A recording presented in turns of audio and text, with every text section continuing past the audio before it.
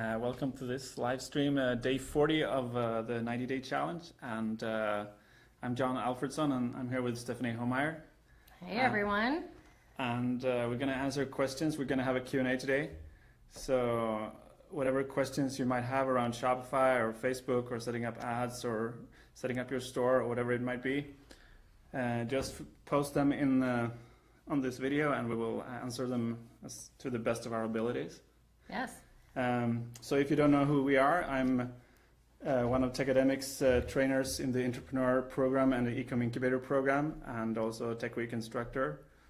So I've been training people with Shopify for about, for the last 6 months here at Tecademics.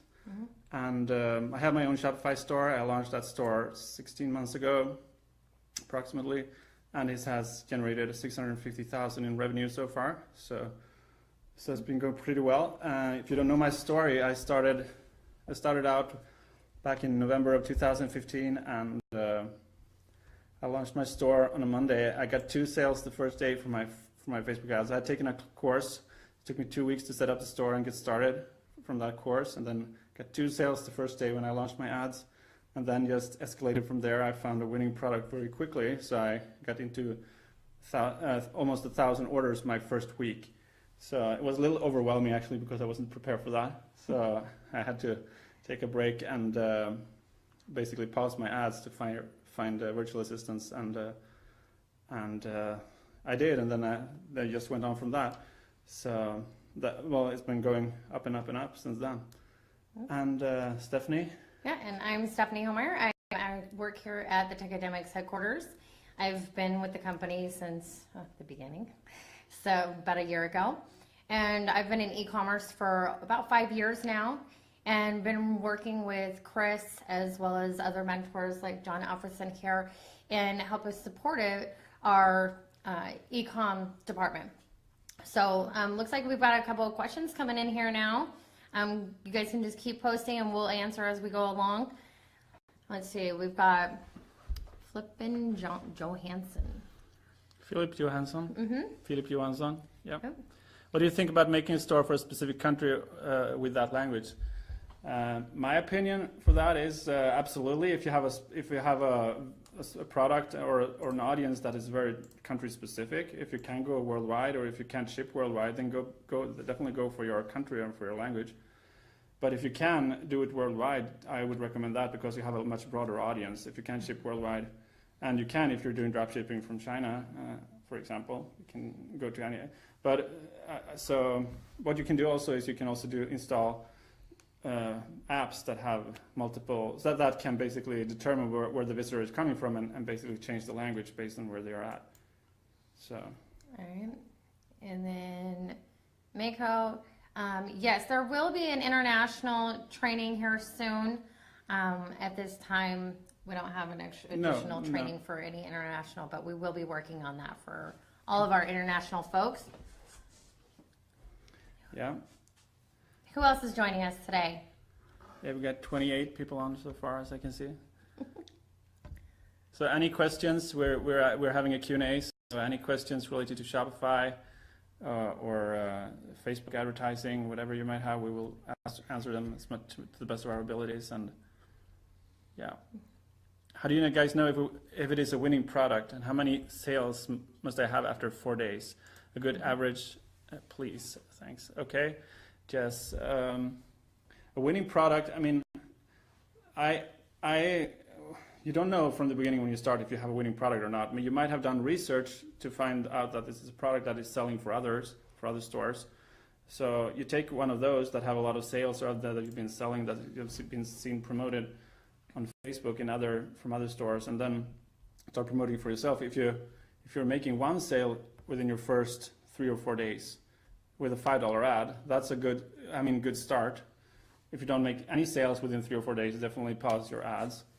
But then there is something disconnect between the audience or the product. They might not like the product, or the audience might be off for that particular product. So, but if you're making 1 sale or more than 1 sale, definitely it's a good sign. But then you want to look for consistency, so that you get consistent sales on a daily or maybe every other day on a $5 budget. So if you can get that for a week or more, so that you can get up to 10 sales, 15, 20 sales, then then you probably have a winner if you can get those sales relatively cheap. So then it's time to think about scaling, I think. That's my opinion. I completely agree with you. So we do notice that there's a lot more people joining us, and so today we're actually just doing some Q&A on Shopify and how we can really help you guys, whether it be in your settings or adding products into your stores, themes, anything in regards to Shopify. Really plug in your questions here in the comment section, and John and I will go through and answer each one of them. Let's see. So this one right here, what's the number one tip for building a long-term brand with AliExpress and drop shipping? Long-term, to build a brand, I would, with AliExpress, I would first look for find winning products, to see to actually learn how to sell, so that I can make consistent sales of a product. And if I find a winning product in my niche, or when I do, I should say, then basically after a while, after I sold maybe 20, 40, 50 or even more of that, I start looking into contact my supplier in AliExpress and see if they are, first of all, if they're willing to negotiate price with me so that I can get a lower price, but also if they have the ability to do custom make these items, so that I can put my brand name on them, so that I can stand out basically from the competition, basically private label them. That's how I would do with AliExpress long term to build a brand. And then reach out to suppliers on AliExpress and see if they have contact. A lot of them have contacts with manufacturers or factories. They have factories themselves, so they cannot a lot of times accommodate your requests. And Michelle, when scaling, what's the best way to scale? Is it based on age or gender, and do we automatically scale after one sale? You're really going to want to look for a little more proof than just one sale. One sale is a really great start. My recommendation would be definitely more than 25 to start to really scale it up. And you can scale it up more based on not just the age and gender, but also on countries and interest. John, do you want to add to that? Yeah, absolutely. Yes, what Stephanie said, you want definitely more than one sale, because one sale can just be a fluke that you got lucky and got the sale after the first day. But you want to see consistent sales on a day-by-day basis. And when you do that, and we got up to 20, 25 sales, definitely you have a winner, and you can start scaling out. And not just age and gender, you can scale also out by phone device they're using. If they're on iPhone or Android, you can basically split that up, and then you can create custom audiences, which is a little bit more advanced. But custom audiences, basically you can put all the people that have visited the product page into one audience, and then in your Facebook ads account, and then you can advertise to that. But more importantly, when you have enough people in that audience, you can create a lookalike audience. And a lookalike audience is an audience basically of people that Facebook put together that is very similar to the people that have visited your page. So if you have 1,000 people that have visited your product page, and you create a lookalike audience based on that, Facebook will put together an audience of millions of people that are very similar to those people in their demographic and their behavior and their interests and stuff like that. So they're more likely to buy your product as well than the general population. So that's what I would recommend, how to scale out. That's a very, very short answer to a big question, but there are many ways you can scale out. Mm-hmm. And this one right here, we've got, what do you think about doing worldwide targeting for a PPP ad and get lots of cheap likes and social proof? After that, to create a view content ad only for US. Do you have any? So yeah, worldwide targeting is great for social proof. It really helps you to see what the other countries are now.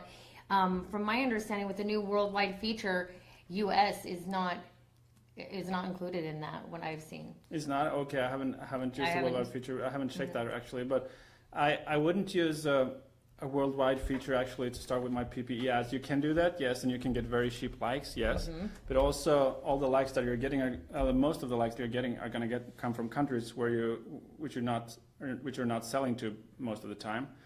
There are countries with very very bad postal service, so you can't rely on the tracking of packages getting to their destination, and they're also having a lot of credit card fraud and things like that. So you don't want to ship worldwide all your products. So also don't do the PPE ad to all of those countries, because that will also build up your Facebook pixel data based on the people that are liking your ad. So if you have a lot of people liking your ad from countries that you don't ship to, they're most likely not also the buyers. They're going to be buyers later. Or so if you're creating lookalike audiences later on based on the people that have liked your page posts, for example, that audience is going to be based of those people in those other countries, and that's maybe not the best idea. So I would suggest that you create a PPE ad to the countries that you ship to, and only include the countries that you ship to. So if you ship to US, Canada, United Kingdom, Australia, New Zealand, and maybe some Western European countries to start with, that's where I would start to create my PPE ad around those. You can do it worldwide, and you can get it cheaper. It will be definitely cheaper to do it worldwide, but also you don't just want the likes, you also want the data on the pixel from those people that are liking. You want to know what age group they are, the people that are liking, and things like that. So, yeah. Absolutely. Great point. So in that, you can also exclude the countries or only target the countries that you're going to be marketing to, that you can ship to. The next one is, will you please talk about the matrices you watch for and what type of numbers you want to see to determine a promising campaign versus one that is underperforming? Okay. Would you like to talk about that? Yeah, sure. So the metrics I look for, now we're talking about conversion campaigns with a website conversion objective. The numbers I look for, the metrics I look for is the click-through rate first and the cost per click. So I look if the click-through rate is, and the click-through, there are several different metrics for the click-through rate, but the click-through rate for all is what I'm looking for foremost, and that is basically counts all the clicks on your ad, on the clicks on the like button, the clicks on the comment link, and also the clicks to just open up your image, whatever. So it's not just click on the link, but that's the first thing I look for. And if the click-through rate for all is over 2%, it is okay, in my opinion. And if it's around 5, it's good, and it's over 5, it's good. And if you get over 10, then it's really good, in my opinion. So you should strive to get it over 5, and the click-through rate. That's the first. And if it's not, if it's not over 5, at least it should be over 2 after a few days. If it's not over 2% after 2 or 3 days, if you run your ad, there's definitely something wrong, something missing with your target audience or the product. So then I suggest that you pause your ad and take a look at the audience you're targeting, or look at the product. Maybe you need to change something there. Mm-hmm. The next one is... I think that one. I think you pretty much just covered what Christopher asked, which is, he's run some PPP ads for 3 days to boost the engagement. So with 4 different types of products, and not getting much engagement. And so the question is should he rerun the ad and target different audiences, build engagement, and then run a conversion ad? And I mean, in my opinion, Christopher, what I have seen is yes. I mean, there's going to be several different areas that you want to look at when running an ad. It could be the image, it could be your ad copy, it can be your targeting, and it can be your price. So you want to look at all of those aspects before changing every single thing. Maybe change one thing. If you're not getting much engagement, it could be what you say in the ad copy, and it could be the targeted audience as well. So, I would definitely look at all of those and see where you can make some changes, and then just run another PPP ad. And then as you start to see a lot of those engagements and comments, shares, you really then you can start to do more of a conversion ad when you know that is your a great product, it's going to sell. And then also I would recommend adding in some take action words, whether it's like, tag, share. Typically tag and share are the most commonly used ones. That will help increase your engagements as well. And you also can add some scarcity into your ad. That'll help people take the action as well. That will help you to want to change over into a conversion ad. Yeah, And also, one thing you want to consider as well is the image in your ad. Is that good enough? Is it standing out? Because the image makes up like 80-90% of the whole ad, and has a big impact on the interaction engagement. So if you have a great image, you're more likely to get good engagement. So that's also something you might test. A lot of people talking about testing, changing different ad copy and things like that, but also the image is also very important. So it needs to be a clear, crisp image, in my opinion, of the product, or have another, or someone using the product is even better. If you have a person in there, it will get more engagement most of the time. I mean, that kind of goes back to our conversation that we had earlier today. You know, in an ad that we were reviewing, and I had one that had just white background, and it did better than one that I did with the exact same image, just doing a short little video. And the one that had just a white background, it worked. It was appealing. And so you don't know until you test. And so I think that's really the key here, is just continuously testing and seeing what works and what's not working. Yeah. Let's see. So to scale to other countries, do you need any licenses? That's something you need to depending on what you're selling. I mean, I can't give any advice on that, but I've sold to a lot of different countries. So I can't really give an advice on it's all depending on what you're selling and what's allowed to sell in those countries, with the countries that you intend to sell in. So you need to look it up with those countries. But I've sold to a lot of countries, the big five, like United States, Canada, Australia, New Zealand, and United Kingdom. But also I've sold to Western European countries, a lot of products. And yeah, you can definitely do that, but you need to look it up first. Make sure that you're not selling something that is forbidden in that country or something like that. Okay. Let's see here. All right, let's take another question here. Those of you that are just joining us as well, I continue to see the numbers going up. And so we're here today live in the 90-day ECOM challenge, answering your questions on Shopify. So please go ahead and comment below with your questions, and John and I will be answering those. Any app in Shopify, free or paid, that can help in SEO? Or John, are you familiar with any apps for SEO in Shopify? No, I don't. Well, there are apps, absolutely, but I don't think in the beginning, when you're starting out, at least, you don't need a lot of SEO, to focus a lot on SEO. The SEO that you can type in at the bottom of the product descriptions, they are basically the only thing you need to get started. So when you're adding a product in your store, in that product settings, basically at the bottom of that you have a little box for SEO settings where you can type the title for SEO and description and things like that. And that's the only thing you need to get started. And then later on, when you're making sales, absolutely start focusing on SEO as well. But the focus in the beginning should be on making sales. And if you're making a lot of sales already, there are absolutely apps that you can install. But I don't have one in particular that I will recommend here right now. Mm-hmm. So I think this next question really comes up a lot in regards to a general store. If somebody has 4 to 5 niches and they have 1 pixel install, wouldn't that confuse the pixel if they're running ads in 2 to 3 different niches? So if they're running like a kitchen niche or a golf niche, and then teachers or police officers, is that going to confuse the pixel in order to give them the proper data that they need to have a successful winning products? Yeah, and my take on it is it might affect a little bit to have multiple niches, but it will still work, because I have a general store. I have multiple niches in my store, and I have my pixel haven't had a problem with optimizing for sales in all those niches with no problem. So I'm making a lot of sales in all those niches, and with only 1 pixel. So it definitely works. How much it will affect, I mean, I don't know, because I haven't tested with multiple pixels, but I say that's definitely working.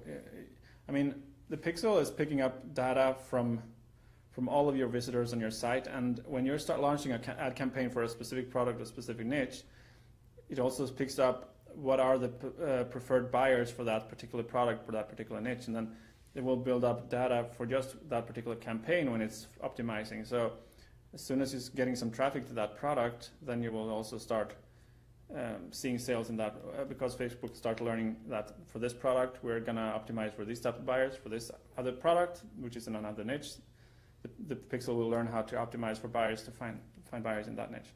So that's, I think, how it works for me, and why it's been working well for me. Yeah, that's great. Yeah. It's very helpful. How many ads do you test for a product? If all PPP ads have good engagements, likes, do you run a website conversion ad for all of them? And what if the ads perform well in a PPP but no results in a conversion? Do you wait 3 days or kill it in the first day?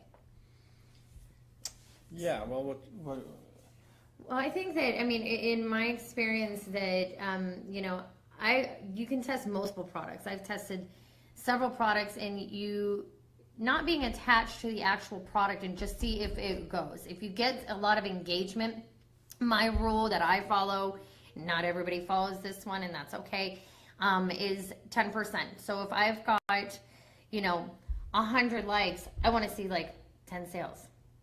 So that's kind of how I gauge it. And then run a website conversion ad. And then you can start, if you've got a seasoned pixel, then you can start with a purchase conversion ad, or even doing a add to cart. And so that's kind of where I start at. And with as seasoned as the pixel is that I have on my store, I kind of kill it within like 48 to 72 hours. You really want to give Facebook enough time to give you back the data, and to see if it's even going to scale, whether it be... Yeah, absolutely. But the goal for you all should be that after the PPE campaign the purpose of the PPE campaign is to build up the engagement. The purpose is not to make sales. Yes, you will make sales as well occasionally, but you will not make as many sales when you're using the conversion objective, website conversion objective. That's the focus for that one, is getting the visitors to click on the link, or if you're choosing view content as the objective, or if you're choosing purchase as the objective, then the focus will be to get as many sales as possible. Okay. So you should start switching over to website conversion as the objective as soon as you have it. You think that, you're starting getting engagement, and you can run the engagement ad for a while, but you're not going to run the PPE ad long term, in my opinion. Right. You turn it off after a while, because when you have enough engagement, and then you focus on the conversion ads, because the conversion ads are the ones that are going to make you the money. So absolutely. Yeah. So start by focusing on view content if you haven't had many sales yet for the objective for the conversion ads, view content, and then move on to add to cart later on when you've had some sales, and then purchase as the objective. When you've had a few sales, 10, 20 sales maybe, of a particular product, then you can most likely switch over to purchase as the objective and have Facebook optimized, because then Facebook knows a little bit about your buyers, how many that you've had a few buyers, and they can look at them and try to find similar people when they're targeting, when they're showing the ads to the audience. All right, that's great stuff. So, and Cameron is asking about if they haven't had any sales, but they've got an email list of about 15 people, should they start to do some email campaigns to those 15 people? And if so, what do they say? I wouldn't, if they haven't had any sales yet, yes, you can send out an email, yes, but my focus would be on just getting the sales first in the beginning when you're at that level, because you want to build up eventually an email list of thousands of people. And also remember, when you're sending out emails to your list, is that not everyone is going to open your email. So the average email open rate for a newsletter from a store is around 10% maybe. So if you're sending out an email to 15 people, only 1 or 2 people are going to open that email. So is it worth your time? Well, it's up to you to decide it, depending on what you're selling. But I would focus in the beginning more on just getting those sales first, and while you're focusing on that, you're going to build up your email list even more. So, and also to add on to that, if you've got say 15 people on an email list, are they coming through on an email pop-up, or do you have a subscribe button? If people are adding to cart, if you don't already have this, it would be my recommendation to have an abandoned cart app. That will automatically send them out a series of 3 emails, and that'll help you. I've noticed when I have that going continuously, I've got sales coming through that if they abandon cart, the emails will actually bring them back in. So some people, walk away from their computer or they got busy on their phone and they clicked off of it. The abandoned cart will just go right back to them and remind them, hey, we've still got your stuff waiting here. So that could help you to get some more sales as well. Yeah, and for me as well, in my store, I use the app called Abandonment Protector. There are several apps that can recover carts, but that's the one I use, and it sends out 3 emails. I send out one like 15 minutes after they abandon their cart, and then the second one I send out like 5 or 6 hours after, and then the third one 24 hours after. So the app sends out those emails to the people that abandon carts, and it's able to recover a percentage of the people that are visiting into buyers by just doing that. And last time I checked, the average. Well, the cart recovery app alone was responsible for about 10% of my revenue for any particular day. So it can be huge. I mean, if you're increasing your sales by 10% by just having that app, and it doesn't cost much. It's a paid app. That one that I'm using, it starts at $8 a month, but definitely find an app that can do, try to recover your abandoned carts. That's the most income generating app that I have, I would say. I mean, it brings me most revenue, so, in my store. Okay, that's great. And Bobby just said that, he said that we need to speak a little bit, or she said we need to speak a little louder. Can you guys hear us okay? Everybody hearing us just fine? You're welcome, Cameron. Yeah, it's a little delay, so do we have more questions? Yes, we do have more questions. Just want to make sure they can all hear us. You can read your sitting closer. So. Okay. So we've got a couple of that one. We already answered that one. All right. Yeah, we want to get closer, they said. So can you mix selling real estate and product to limit returned items? Real estate? Real estate right here. Sell real estate and products on your Shopify store. I don't think you should look at. I don't think you should sell real estate on do any type of. I mean, if you can target real estate agents or something, if you have products that they would like, yes, absolutely. But I don't think you should go into the real estate market with your Shopify store, or neither do I think that you should start selling start selling digital products as an affiliate on your Shopify store. There are other solutions for that. I think you should focus on physical products in your Shopify store, physical products that can be shipped. So those are the only products I recommend that you start selling in your store. What products should be avoided if you want to limit returned items? I can just speak from my own personal experience is electronics. Yeah. That's one that when I first started out in e-commerce, I was like, yes, I'm going to get all the electronic stuff I got. Chargers and the batteries. I got all kinds of stuff. I would definitely stay away from electronics and anything that's glass, because if it's going to be shipped, it could break during delivery, and you don't want that to happen. So no, definitely, I agree with you. And electronics can be very popular, but also it's very competitive in pricing, and you don't have a high margin if you're selling electronics usually, and it breaks, and then you have to handle a lot of returns. So try in the beginning when you're selling, try to avoid electronics.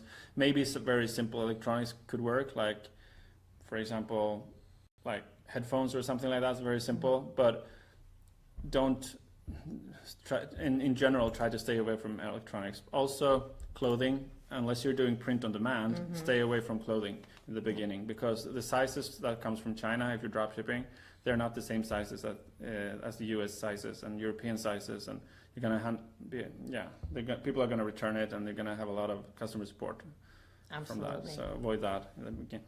Yeah. Absolutely. We've got kind of more along the lines of a statement, but why spend over 400 only to get one sale, and where is the problem?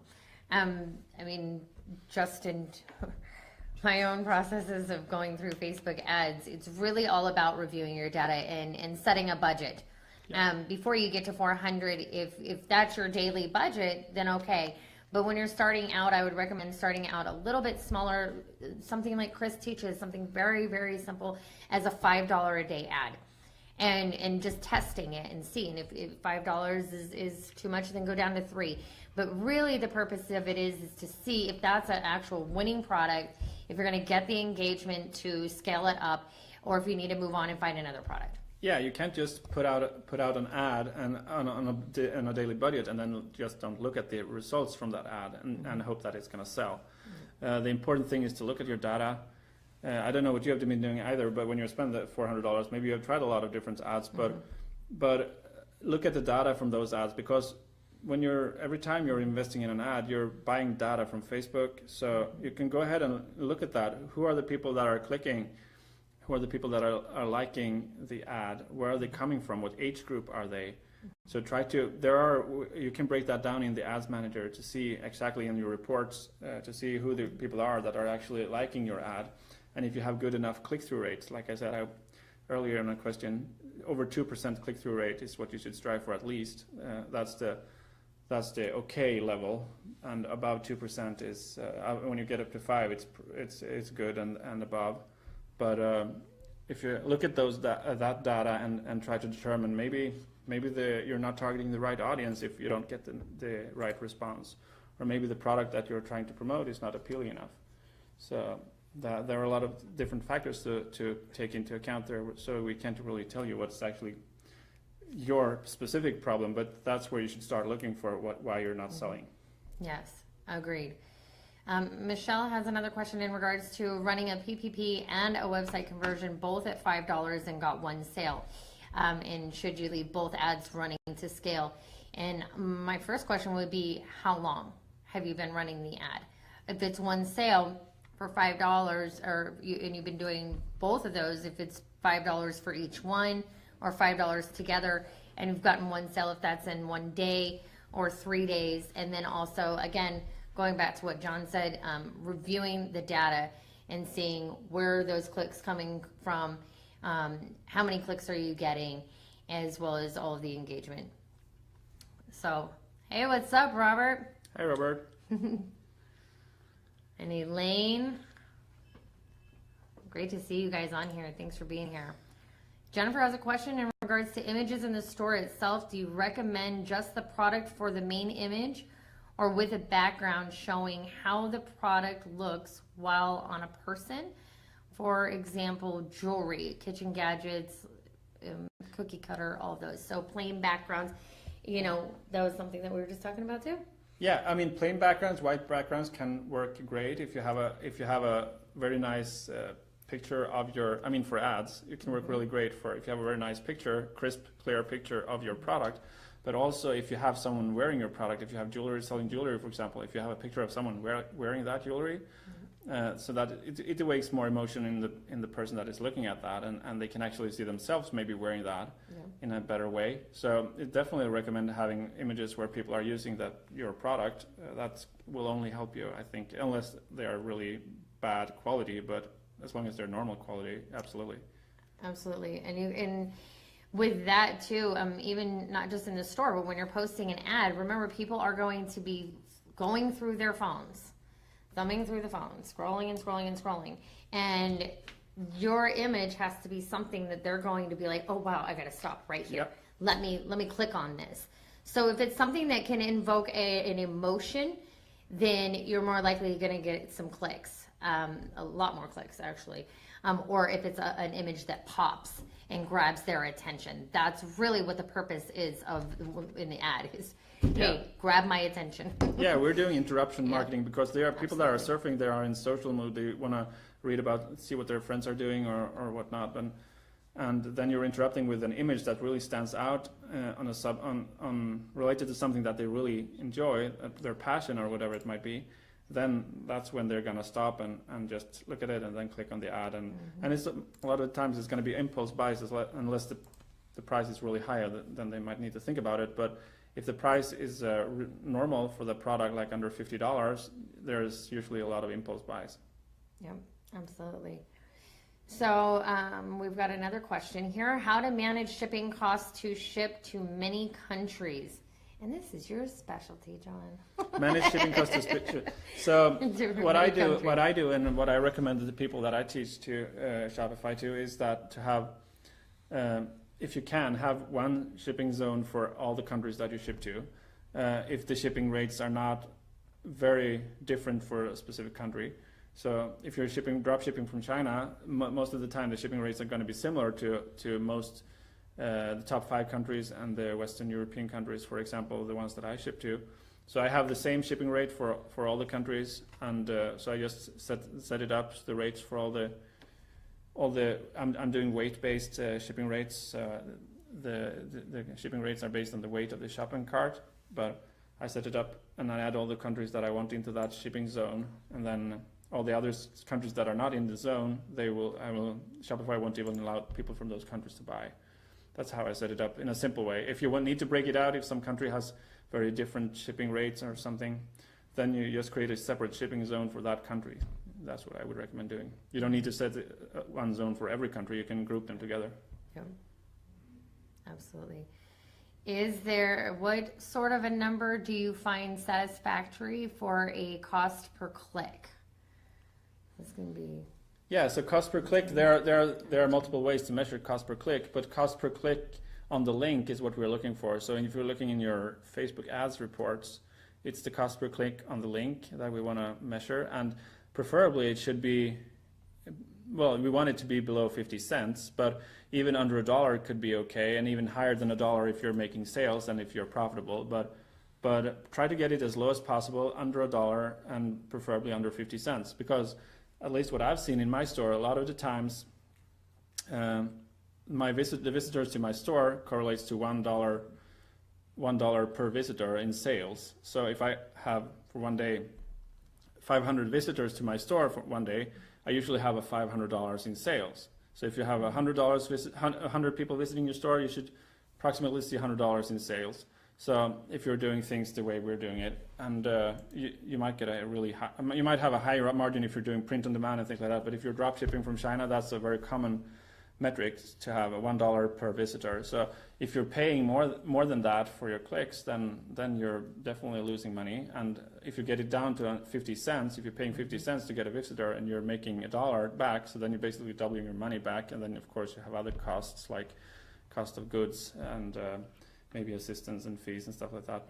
But if you get it down to 50 cents, you should definitely be good in making a profit. And between 50 cents and $1, you might make a profit. But over $1, then you need to really look at your numbers, how much you're spending and how much you're making to see if you're actually profitable. Yeah, that was a really great answer. Awesome. So if you get 100 view contents, even if you're not getting any sales, do you go on to the next step and copy the ad to an add to cart? No sales. If they've not you get 100 view sales. Contents, no sales. Mm-hmm. So if you get 100 view contents, you should definitely, well, depending on the price point of your product, if you have a very high priced product, you might not even get a sale from 100 visitors, even though it's a good match of audience and product. Mm-hmm. But a lot of the time, if you're starting out, if your price point is around maybe let's say $20, you should definitely see a sale within 100 visitors if you're targeting the right people, so that's probably the case. Then go ahead into your Shopify back office and see in your reports or your dashboard reports. There you can see the conversion rate, how many people are actually adding the product to cart, and how many people initiate checkout, and how many people are you haven't had anyone purchase, but if you are getting 100 visitors and no one is adding to cart, then there is probably a problem with the product description or the price of the product. Either the price is too high or there is something in the product description that are basically steering them away from buying or adding it to cart. And so start by looking there, and then go from there and see if they're clicking basically and adding to cart, but they're initiating checkout, but they're not buying, then there might be the shipping rate that is too high, or something else related to it could be something else as well, but those are the most likely things that you should look for first. Awesome. And hey Damon, and hey Brandon. Brandon saying what's up. Hey, what's up? And Darren. Hey guys. And Elvire. Thank you all. We're so glad you guys can hear us. Thank you all for being on today. Now, would you send people to a collection or a direct product? And in my experience, I have actually tested this, and sending them to a collection is not going to give you as much data that I have seen. Sending them directly to a product is going to give you a lot more data, as well as you're going to know whether that particular product is a winning product or not. When you send them to a collection, they may click on, maybe you have 5 items in there, and you're not going to know exactly which one it is that you can scale up on that particular ad set. So sending them, my answer to that, Paul, would be to send them directly to the product. Would you? Yeah, I totally agree. You send them to the product, that will give you the best results. Yeah. Absolutely. You guys have got some really great questions in here. I like your questions too. Do you have a favorite theme on Shopify that is more efficient and user-friendly than another? It depends on really if you're using a free theme or a paid theme. For me, on the free themes, I particularly like the Brooklyn theme. I like it just because it's got the nice big bold banner up front. There are a few other ones that I know. Minimal Supply. Yeah, and Supply. And also Venture might be good. Those 4 are free themes: Supply, Minimal, Brooklyn, and Venture. The ones I suggest check out those 4 and pick one of those if you don't have money to spend on a paid theme. And I don't think you should spend money on a paid theme unless it's something very specific that you want. So when you're starting out, just go with a free theme. Absolutely. Okay, so Luis asks how long do you leave a website conversion ad on Facebook to see good results? Again, I'm just going to go back over what Chris even teaches, which is you want to look at it, leave it on for about 3 days, even 3 to 4 days, just to make sure that you've got some good data, that you've got some engagement before moving on to the next process to either turn it off or scale it up. Yeah. Do you agree with that? Yeah, I totally agree. Let it run so that you get enough data. So if you're running $5 a day ads, then let them run for 3 or 4 days. So you can spend $15 or $20. That's when you're going to see. You also give Facebook time to optimize, and then you can look at the data and see are people actually liking this. If they're liking it, you should see people clicking through on your link, and you should see a lot of engagement. So that's what you're looking for when you're determining if you're going to continue to run it or not, and of course if you've got sales. But absolutely. Real quick, we've got Kenneth that asked about you opened a clothing store before. I did my research. Now everyone is saying to stay away from clothing. Is there another niche? Now, Kenneth, if you're going to do any kind of drop shipping from China for the clothing, that's really what we're saying as far as staying away from there because of the sizing.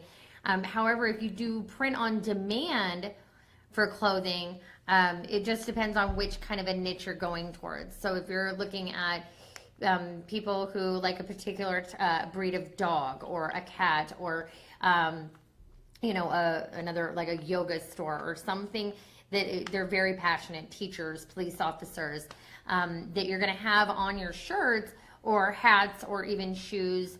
There's different print-on-demand companies that you can go with, not necessarily to stay away from clothing, just on AliExpress because of the sizing and even sometimes the quality. Quality as well, the quality can be really bad as well when you're buying cheap clothing from China. But if you go with print-on-demand companies, you can definitely, when you're selling print-on-demand, of course you need to come up with your own design for your clothes that's going to be printed on your shirts and whatever you're selling. But that's definitely the best way to start with if you want to sell clothes or start selling your own print-on-demand products with your own designs. You can sell leggings, you can sell shoes, you can sell phone cases, you can sell necklaces, you can sell hats, mugs, T-shirts. There are a lot of different product types you do print on demand with. So just do some research, and there are some companies that you can find that provide those products. So absolutely. Elaine would like to know, does your shipping and handling charges vary? And how do you determine if your shipping charges are too much? We have never had more than $9.95 on shipping and handling. So shipping and handling $9.95 is very common for drop shipping when you're drop shipping from China. But what I do and what most people do that do drop shipping is that they increase the shipping rate if someone want to purchase two. So shipping and handling for two items with free plus shipping is basically going to be higher than just $9.95. So for one item is $9.95, but for two items, we raise the shipping and handling cost to $17.95 or $18.95 or something like that. So that's where you will make more money. You take in more money when you are basically for shipping and handling when you're selling more items. Yeah, and even what I found with the shipping is that I'm just testing it and seeing which one your particular niche those people are willing to pay, because some of them I've done $9.95 and the abandoned cart, or even at $11.95 they'll abandon cart. But you go right in the middle, go to $10.95 or even all the way down to $8.95. It's all just keep testing and seeing what one is continuously converting. Yeah, just lowering the shipping and handling price with $1 will give you a lot more conversions in a lot of the cases. But you also, of course, if you lower it from $9.95 to $8.95 and you get a lot more conversions, you also, of course, need to make sure that you're still making a profit or at least breaking even on that product. So you're not losing money. So because Absolutely. you will get more conversions, but you also get less profit if you're lowering the price. So yes, yeah, agreed. This is something that you've even spoke on. Stephen has a question in regards to even yesterday's presentation that Chris and Peter did on print on demand on canvases, and how much or how do you match the photograph with the canvas company, and how do you merge? That would really depend on the POD company that you go with. Do you know more on the print on demand on the canvases, on how you match that up? What do you mean by matching? Do you match up the photograph with the canvas company? And you would add the image to the actual canvas. When you go with a lot of the print-on-demand companies, you're able to integrate that into your Shopify store and then upload the image even before any of your customers see it. Yeah. And you can see exactly what it looks like. Yeah, they will actually make a mock-up. The print-on-demand companies will make a mock-up of the product with your image on it when you upload the image, so you can actually see what it's going to look like when it's on there, on that item, so, or that shirt or whatever it is. So definitely, it's different for different print-on-demand companies, but some of the companies out there, for example, like Viral Style or T-Launch or something like that, they are two print-on-demand companies that print T-shirts, for example, and other things as well. So you can go and look them up. They have apps. If you go into Shopify App Store and search for print-on-demand or T-shirts or something like that in there, you will definitely find some apps from different different print-on-demand companies that you can go and look them up on their website and see what they're actually selling. Absolutely. So Simone has a question on, I have a few ads running since 4 weeks ago, but something is not working, or I might have didn't set up something correctly that I don't get any results. Is there any recommendations? So really, I would start to look at your data and see if you're not getting any results, then I would definitely turn those off. Typically before 4 weeks. Yeah, 4 weeks is a little bit too long to. I wouldn't recommend you running an ad for 4 weeks if you're not making any sales. So I would, like I said, test my ad for 3 or 4 days at $5 a day and see if I'm getting engagement and maybe a sale or two. But if I don't get any sales within 3 or 4 days, or if for a cheap product or a low price product, then I definitely turn them off, pause them, and look at the data and see if I can make any changes and try another type of ad or something like that to a different audience or something. But don't run it for too long. If you're running a free plus shipping offer, run it for 3 or 4 days. If you're running a retail priced item and an ad for a retail priced item, then you know your markup, your profit margin basically on that item. So don't spend more than, like I would say, not more than 2 times the markup, or maybe $20-25 if the markup is very low. But you can allow yourselves to spend $20-25 for a retail priced item to see if you can get engagement enough, and then you determine if you're going to run it for another few days, if you have good engagement and good. So if you just try it for a little longer to see if you can get a sale, but don't run it for a lot longer if you're not making any sales. Okay, that's great advice. And then Abdullah, you had asked why doesn't Shopify accept debit cards for a monthly renewal? I would contact Shopify in regards to that. That's a question for Shopify. Yeah. They have great customer support, so fantastic. So contact them and ask them about that. That's a technical question or a payment related question. So. In a PPP ad, if the relevant score is 8 for the audience and the engagement cost is 10 cents to 15 cents, should I change the audience? If so, what is the size for the audience the PPP recommended? So I would recommend. Go ahead. I would recommend an audience of 1 to 5 million to start out for PPE ad. If you can find that big of an audience. If you're in a smaller niche, you might not be able to find that. Then go with whatever size you can get. But if you can get between 1 and 5 million people in your audience, then you should definitely be a good enough size. What was the other question? So the 15 cents per engagement is too high. So there is something there that you want to change. Either it's the ad itself, it might not be compelling enough, or the product might not be compelling enough for them to click, or the audience, you might need to find a better audience for that product. So what is the highest that you have gone for a PPP? I mean, for myself, I've done about 7 cents is the highest. Yeah, I try to not go over 5 cents per click for sure, and I want to. I mean, I only run PPE ads in the beginning of my campaign as well, to bring up the engagement, because the purpose is to bring up the engagement and not make sales necessarily. So and I run it for a few days and look at the data and see if I get how much the cost of the engagement is, and if it's too high, I turn it off quickly, and if it's good, I'll let it run for a little longer so that I can get more likes and shares and stuff like that. But mostly you're going to get likes. And also, when it comes to likes and comments and shares, from a PPE ad, you will get a lot of likes, not necessarily as many shares and comments, though. So the likes are the most common from a PPE ad. But they're serving well as social proof that people are actually liking your item. So when other people see your ad and they see that it has a lot of likes, they get more intrigued and see, why is this product having so many likes, and they will look into it more, and yeah. Absolutely. Okay. Looks like we're almost at an hour. Yeah, we're almost at an hour. So we're going to go through here and just answer a few more questions here. And let's see here. If there are any, there's a couple of questions in here in regards to payments and Shopify and PayPal limitations, including Stripe. We would recommend contacting Shopify in regards to how much are those percentages and the currencies based on your country. Let's see here. Yeah, that's not something we can control, so that's you have to contact them to ask about those questions.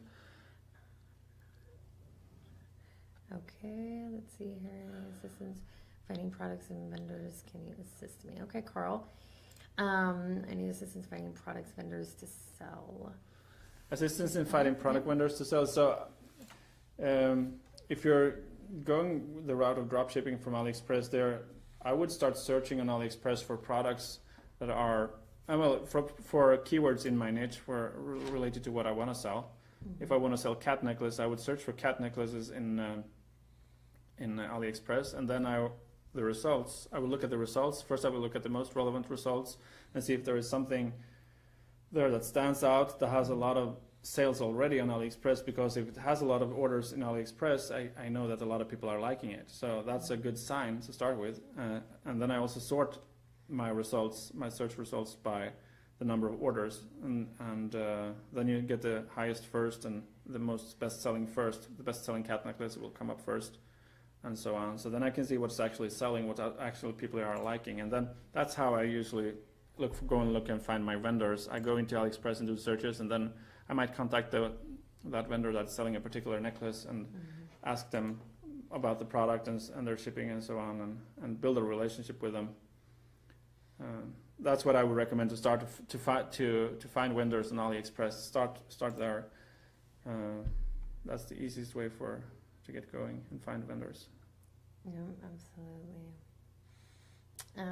On Facebook ads, after you create an ad, Facebook wants you to boost the post. Do you suggest boosting the post or just let it run for the $5 a day? My recommendation is to let it run the $5 a day, not to go on the actual page and boost the post from there. Don't boost the post where Facebook recommends. That's most of the time it's a waste of money. Facebook is going to take your money and show it to whoever they like, basically within a keyword that you choose or whatever. But instead, go and create an ad for that post instead of $5 a day ad.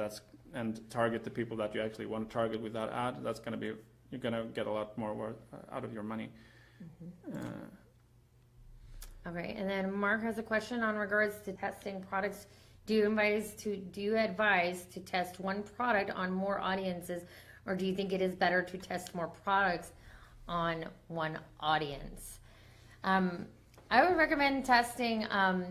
This is something that we even were speaking about in regards to the entrepreneurs. Is do one ad a day, and so you can do that one ad with one audience. See if that one works, and then if that ad works, then you can go ahead and start even multiple ad sets, or take one product and break it out into 5 ad sets and do that for the entire week, and set it at a $5 a day budget. It is for each one, but. Yeah, it's good to test a product with multiple audiences because some audiences are more responsive than others, and if you have a product that you know is selling well for others, or you know that it's selling, or have seen that it's popular on AliExpress or something like that, then there are people that are interested in it. You just need to find those people, and testing multiple audiences is then a good way. But of course, if you can't find an audience match with that like your product, if you're testing 3 or 4 or 5 audiences, then go ahead and try a different product. But then try to stay maybe in the same niche and try another product within those, and try those 5 audiences with another product that they might be a better match to. That's what I would go. And a key to becoming successful with Facebook advertising and Shopify is to continuously launch ads day by day, launch new ads, even if it is for a duplicate ad for an ad set that's already running, or if you want to or test a new audience, or if you're launching an ad for a new product, completely new niche or whatever. Always get into the habit of launching ads, because that's what's going to take you to success the fastest, being consistent with that. That's if you ask anyone who is very successful, they're launching ads all the time to find winning products, because a lot of your ads are not going to work. That's just how it is, reality. A lot of your ads are not going to perform. That's for me as well. I mean, in the beginning, maybe 1 out of 10 of your ads will work and make you sales. As you get better, maybe 2 out of 10 or 3 out of 10. Yeah. But always, I've seen the majority of ads are going to fail, and they fail for me. Any successful person that is successful with Shopify, ask them. They have a ton of failed ads, a lot more failed ads than ads that are actually successful. So but when you find that winner, that's that product that's selling well, they will make up for all the losses from those tests of the.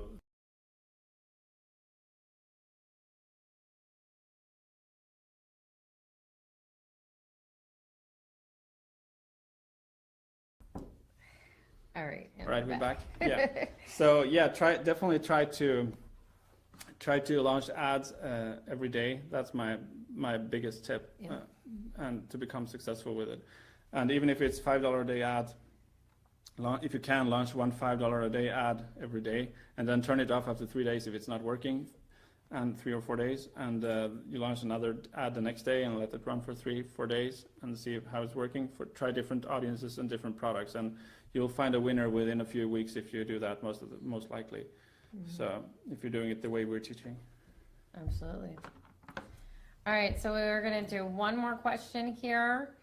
And I think this brings up a really great point in regards to Instagram versus Facebook. And Jen Mark Nielsen I noticed that when I run my ads that most of them are showing up on Instagram and not on Facebook. What is the cause, and should I run them separately? Yes, absolutely run them separately. Instagram is really all about the pictures. So, and Facebook is also about the images as well as a lot of the content in it. So, Yeah. Go ahead. The audience on Instagram and Facebook, they are different too. The people that are on Instagram are more interested in the pictures, and they're more maybe fashion or artists or fashion oriented people. So and they like images a lot more than people. And Facebook, everyone almost is on Facebook, but not everyone is on Instagram. So there are different demographics. So definitely separate them. Don't run them together, because you will get a lot of views on Instagram that the Instagram ads needs to be a little bit different, crafted a little bit differently than the Facebook ads as well to work well, I think. Absolutely. Yep, I agree with that. I'll answer this very last one because I've noticed a lot of people bringing up Gear Bubble. Gear Bubble, Raphael, is a print-on-demand company that you can integrate into your Shopify store, and you can actually have on their platform. That you put your own images on their products and they'll print it and ship it out for you. So it doesn't necessarily work exactly like AliExpress. AliExpress you're using as a drop shipper. You take their products, plug them into your store, and then you go back to their site and order it. Whereas Gear Bubble or even Printful or Viral Style, Interest Print are all going to print your images on the products and ship them on out for you. So you still have the products in your store, so your customers will see them in your store. But when you get an order of the print-on-demand products, you basically turn around to your print-on-demand company and tell them to print that product and ship it out to your customer. Instead of, if you're getting an order from a drop shipping product that you get from AliExpress, you turn around to your vendor in AliExpress and say, hey, I want to order this item for this customer, so ship it out to my customer. Yep, absolutely. All right, well, guys, these have all been really great questions today. Hopefully it's been of value to you guys. And good luck on this 90-day challenge. You all are doing so fantastic, and the group has been really growing. And we appreciate you all being on today. Yeah, we certainly do. And see you all in the group. All right. Have a nice day. Have a great day. Great day.